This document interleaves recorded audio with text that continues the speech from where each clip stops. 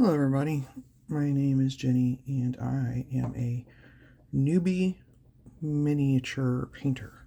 My husband is a fan of all things nerdy like Dungeons and Dragons and Warhammer and sucked me into painting these as well. I am an artist for the last 20 years. I paint portraits, I knit and crochet and watercolor and color pencils, and I'm recently doing these, and I don't have any current works that I can show you easily. I'll add a picture in here for some reference as to what I'm doing now. But as far as right now goes, I picked up this lovely frost giant, and I primed it with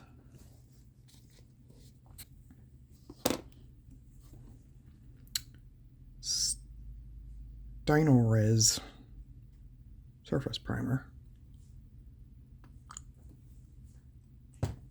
with, a brush that's kind of not too big, not too small, because you gotta be able to get in the crevices, right? I wish I could just turn it upside down and dip it in a vat of primer. Anyway, after I primed it, I went over it with Vallejo Model Color Black here. I'd like to get it as black as possible. I know they have that blackest black paint. I don't remember the name. I also have Liquitex ink. I know I was told that it would take a really long time to dry, but Vallejo's pretty dark. I'm pretty pleased with how dark it is. I'm also picked up this little guy. I think it's Reaper. Let's see. Yeah, these are both Reaper brand. This is the Frost Giant Ranger. She has a very American Indian aesthetic that I enjoy. So I don't think I'm going to paint her like everybody else paints her. I think I'm going to kind of make it more of a badass American Indian girl. I have a lot of American Indian in my blood, so kind of doing it for that reason. And then I picked up this little guy, and it just made me laugh. This is a Raper Bones Tub the Dwarf Baker. He looks like the cook in the Mines of Moria, I'm guessing the pie has goblins in it. I don't know. But I just highlighted him, dry brushed him with some white Vallejo model color. And I know there's 10 billion different videos out there to watch that's way more professional than me. But like I said, I'm a noob. And I'm just showing you what I've been doing. So we picked up these makeup brushes from Target, and it's a very tight bristled makeup brush, and I've found that this is great for dry brushing. It's nice and wide, and I can just hit it perfectly, and it gets really dry. These smaller brushes are the bristles are too long for dry brushing. You gotta have a really short, at least, okay, I'm not telling you what to do, I'm just telling you what I do. But these bristles are really short and sturdy, and I feel like these are great for dry brushing. At least for broad spaces, like the shoulders and the top of the head and things like that. So my phone setup here isn't great, so please forgive me.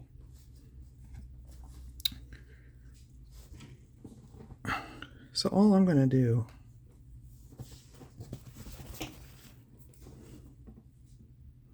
is lightly tap this paint. I mean, not even, that's too much. I'm just going to wipe it off on my towel and get off as much as I can. And then I'm going to rub it on my finger just to get even more off.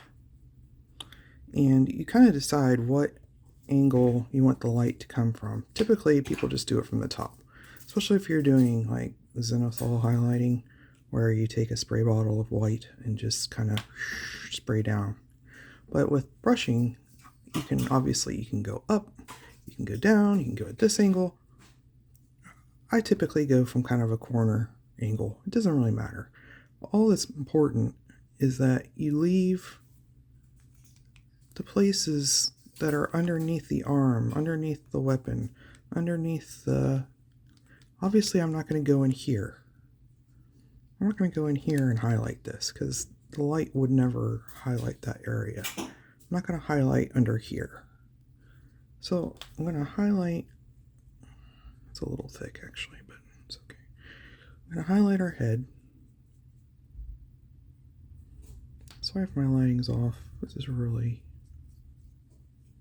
amateur videoing. I'm going to kind of just brush down on her face. Like, where would the light hit her face? Well, it would hit her on the forehead. It would hit her on the nose, on the lips.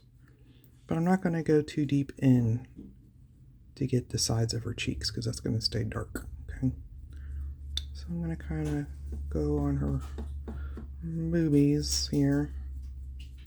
And the knife. And I'm not going to go too crazy because I want to keep her dark. I really, of all the mini painting that I watch, I don't like the bright, cartoony stuff. But to each their own, you know. If that's what you like, great. I like the very dark, grungy aesthetic. Like it just went through hell, you know. Just went through a battle. That kind of Game of Thrones look, you know. Nothing's bright and shiny in Game of Thrones. It's just very... There's a term for it. My husband told me it's called something grimace, something like something grunge. I don't know. I'll put it on the, when I figure out the term, I'll put it on the screen there. All right. So it's pretty good actually. I got a little too much on her face, but that's okay. Get a little bit more. Still too much. Tap that down on my paper towel and on my thumb. Kind of get some on the spear and on the back of it. Don't forget the back, obviously.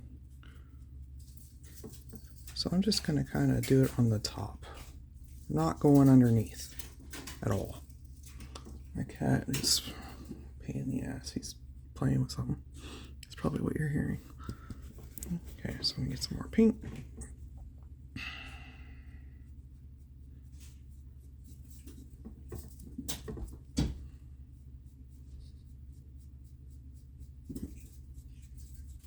Obviously, I'm doing this way different than professionals. I am not looking for a golden demon right now, okay? If you don't know what that is, I think it's a like painting contest with GameWorks in England or something. And they all like compete to see who's the best. Well, I'm not going for that. I mean, literally, this is for my wall. I'm not even trying to sell this stuff. Now, I didn't have to highlight this stuff because this antelope, I guess, is on top. But, you know, I'm probably going to paint this brown, like a leather. So, I'm not really going up in this area. I'm just kind of getting where the sun would have hit if you were, you know, if it was coming down top of her. Which I find is the best. So, I'm not going to, like, highlight the back of their maybe just, like, the tip of the shoe here. Right? I guess this is the slap chop technique, I guess. I don't know. My husband watches like video after video of this stuff and he could be so like more technical about this, but when your paint goes into the recesses here, it's going to be darker. So if you highlight before you use your colors, this part is going to be, if you use the same color, say you use, you know, green, this recess in here is going to be dark green, and since I highlighted this part, this is going to be a lighter green. Still going to be the same tone, but it's different. Going to be same color, but different tones, right? It'll be lighter here and darker in here.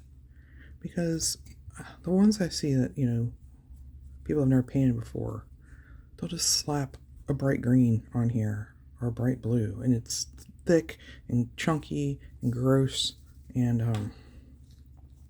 you need some depth and some dynamic. You want it to look real, you know? And I think that's the goal that we're all trying to do when you really get into this stuff.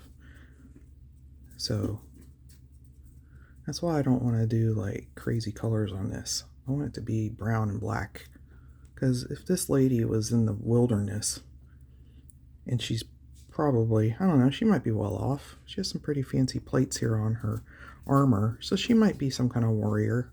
So she might have some money. This is probably, you know, everything was handmade back then. You didn't have glittery, you know, colorful stuff. At least in this fantasy world, I would imagine. I don't know. But for me, it just looks kind of an American Indian. So it's going to be a lot of brown, a lot of black, maybe some dark red.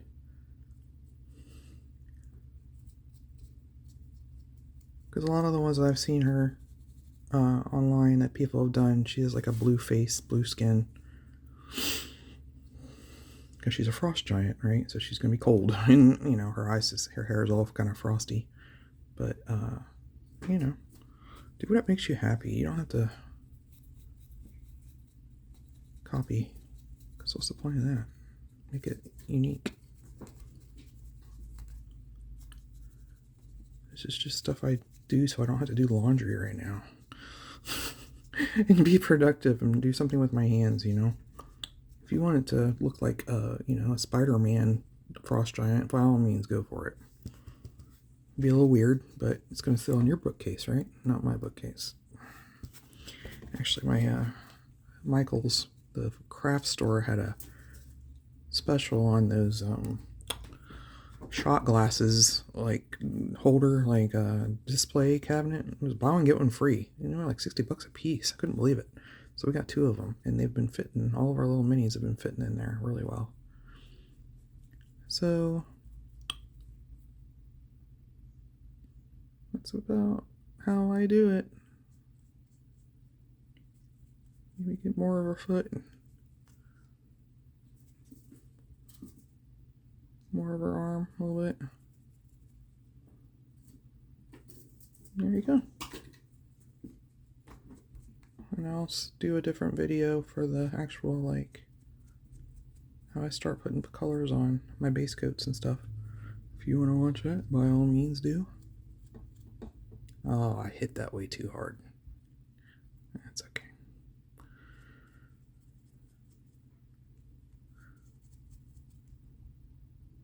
I haven't had to do it yet, but apparently LA's Totally Awesome Cleaner will get this paint off if you really need to, like, strip it. So it's not totally lost. Right? Cool. Alright, I think I did that front way heavier than I did the back. But a lot of this is shadowing underneath, so I don't really need to do too much to the back. It's just going to be darker.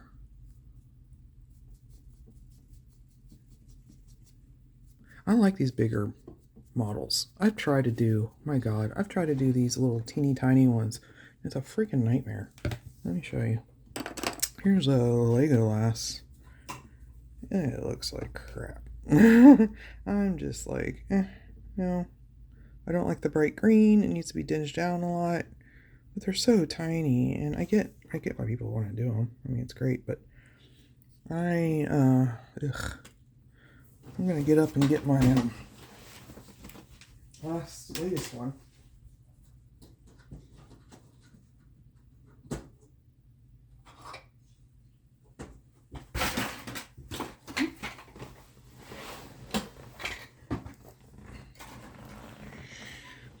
So this was my latest one. very pleased with this guy. And I did some, what is it, object source lighting, I guess. And I got some mossy grass on the rocks, and this, he's a toad, so he's going to be kind of mossy himself. So, on his armor there. No, the light's not very good in here, I'm sorry. But you get a good idea. I kind of got some of the purple from that on his face and his shoulder guard. But as you can see underneath him, it's pretty dark and, you know, grungy and dirty, because he's probably living in a bog somewhere, you know. So you kind of have to like think about these things, like where would these people live when they're not fighting a battle? You know, he's probably living in a freaking, you know, swamp somewhere. So make him look swampy, even though he's like a shaman, some magical something. He probably needs a bath, you know? So, anyway. I really like the I'm trying to work on my bases now. I know that makes a huge difference. So, right. So here she is, properly highlit, at least to my liking. I know it's nothing comparable to a professional, but, you know, I'm not aiming to be professional. I just like not doing laundry right now. I'll probably do a video on Peyton, this little guy. He makes me laugh. I love him. And I love pie. That's probably why. He's my spirit animal, I guess. Alright. Thank you for watching, and stay tuned for more. And my husband's going to prime these here in a minute, or when he comes back down. We're always painting something.